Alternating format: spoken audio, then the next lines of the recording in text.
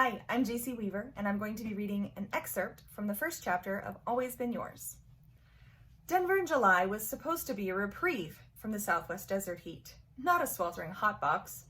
Granted, the elevation was supposedly a mile high or whatever, so maybe being close to the sun was why it felt like she'd stepped out of the air-conditioned airport and into a fiery furnace.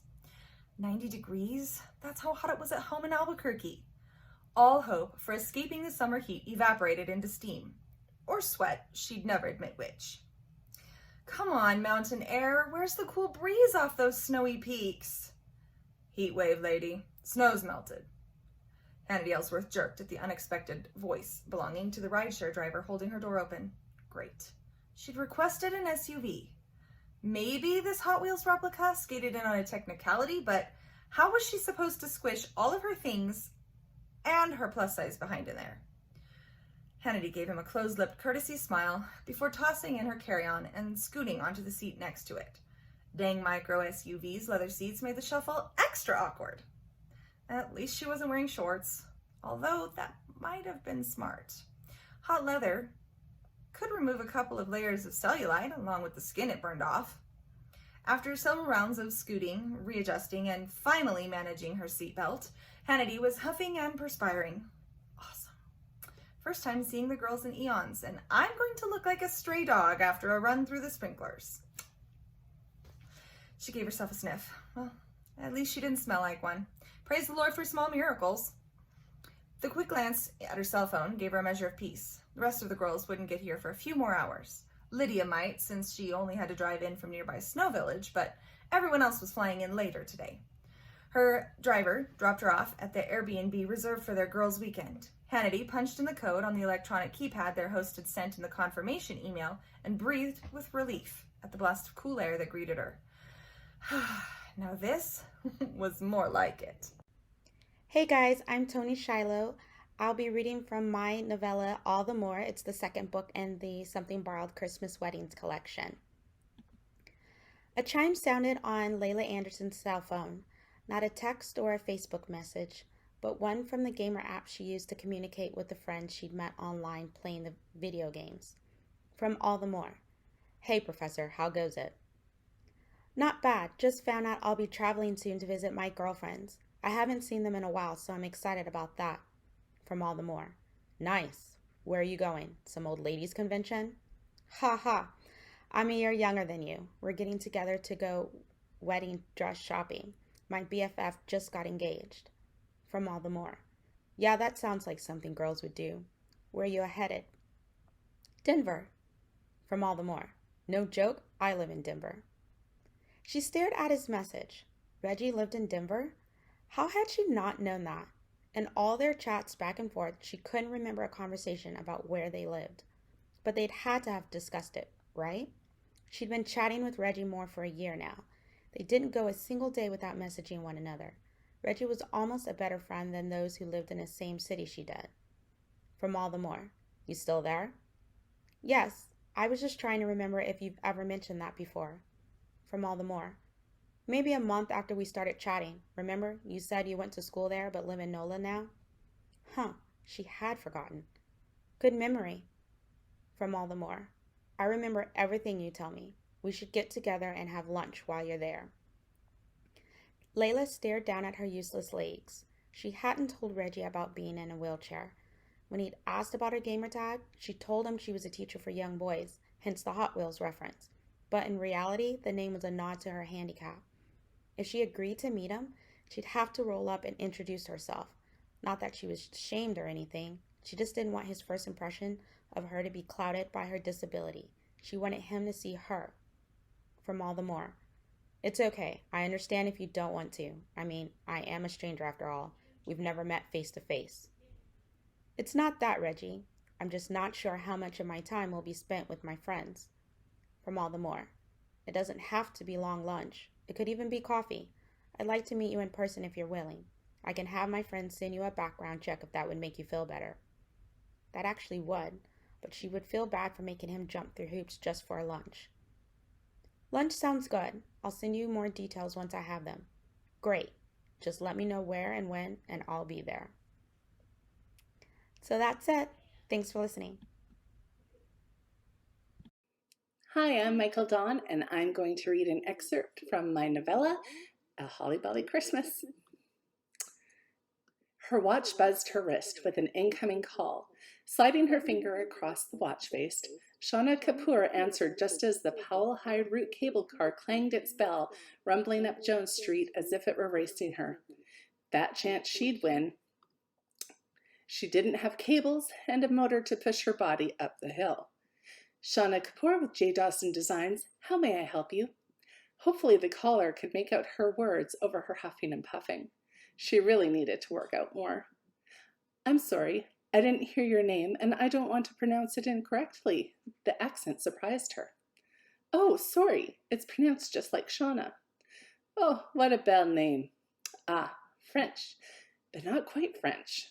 Her curiosity was killing her almost as much as the tourists hanging out the back of the cable car trying to catch one last glimpse of the bay and Yerba Buena Island before turning the corner. Thank you, she smiled. She'd once heard that if you smile when you talk, it comes through the phone lines and puts the listener at ease. How may I help you? Ah, yes, I'm Noémie from Hotel de Glace. Oh no. She was having a heart attack, she was sure of it. Anna dropped her bag to the ground and pressed her hand over her heart. Oh, good. Still beating. She drew a deep breath. I'm calling about your inquiry from a year ago. Talk about customer service. When she'd submitted her request online, they'd responded almost immediately, letting her know they were booked over 2 years in advance. At that point, she hadn't been dating anyone, but she just knew she was close. Too bad she hadn't been as close as she thought. But now with Meg, we've had a cancellation and we're wondering if you would like this date. Wow! She stretched out her left hand and eyed the empty spot where the ring would go. I'd be happy to accept, thank you. Surely he would propose soon, right? Oh, wouldn't you like to know the date first? Shauna waved a hand in front of her face. Semantics. Of course, she giggled. She and Meg had only been dating around 10 months, but she knew he was the one. Her parents, on the other hand, she let that thought slide.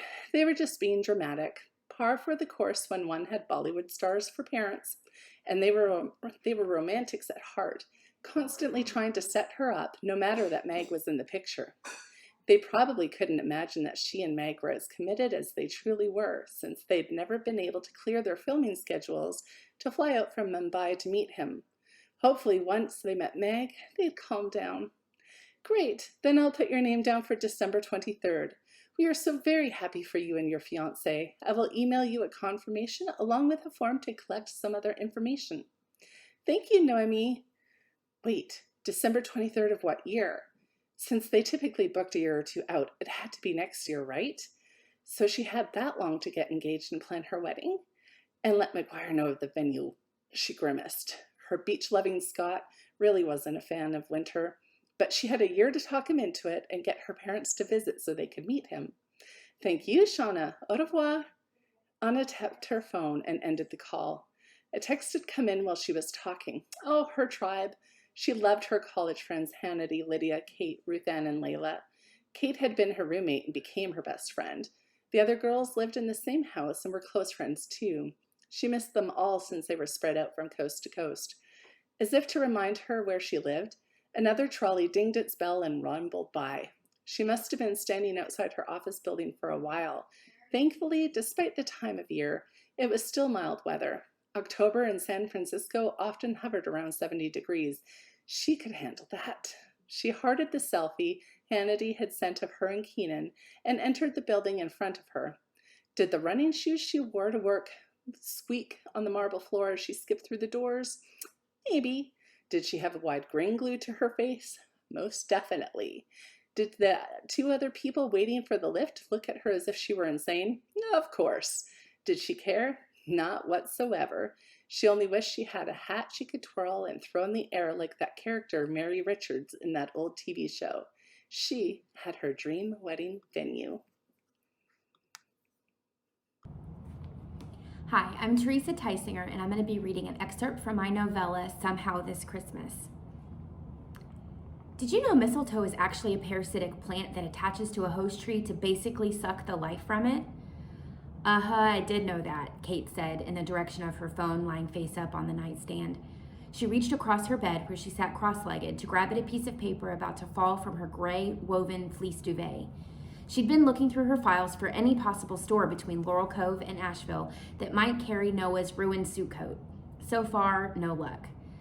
Someone was having a bit of saucy fun when they suggested using the stuff for a holiday romance. "Come here, darling, and kiss me under a parasite."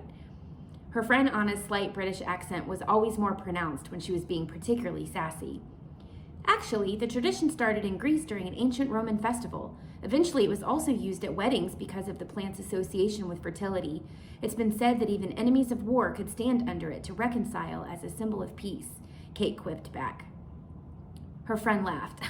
"Well, smarty pants, guess you told me." Anna, short for her given Indian name Chana, was Kate's matron of honor, her only attendant. Roommates in college, Anna now lived far away in Seattle. But Kate couldn't recall a week that had gone by since graduation 10 years ago when they hadn't spoken at least once. She was more than a friend, really. Anna's no-nonsense look at life blended nicely with Kate's drive and determination, while Anna's impeccable sense of humor reminded Kate to breathe when stressed. They were a good complement to one another. "And anyway, I happen to love mistletoe." Kate rested against the iron-framed headboard, even though it did her tired back no favors. "Parasite or not." Big surprise there, an old-fashioned American Christmas tradition that Kate enjoys. Anna was right. Kate reveled in the nostalgia wrapped up in familiar carols, musty ornaments, and even the jiggly cranberry sauce her mother always served with the turkey. Not to mention the cheesy, predictable holiday romance movies popular today. She loved it all. "Just promise me you and Noah aren't going to have your first kiss as man and wife under a big ugly bush of this stuff hanging over the altar." Pretend gagging spewed from the phone speakers. "Not the first kiss, no," Kate cringed, waiting for Anna to chide her, but her friend surprised her. Anna did groan, but Kate could sense a smile behind the feigned disappointment. "I'd expect nothing less." Fact was, Kate couldn't help herself. It was a Christmas wedding. Of course there was going to be mistletoe.